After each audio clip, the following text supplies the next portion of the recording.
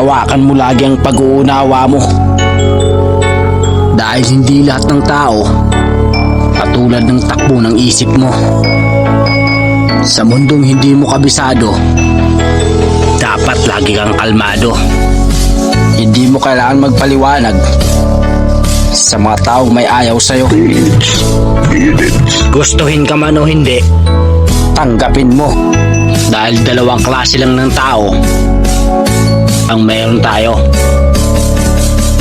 Yung isa ay aangat ka, yung isa ay babagsak ka. Tandaan mo na ang pinakamagandang depensa ang pagiging kalmado.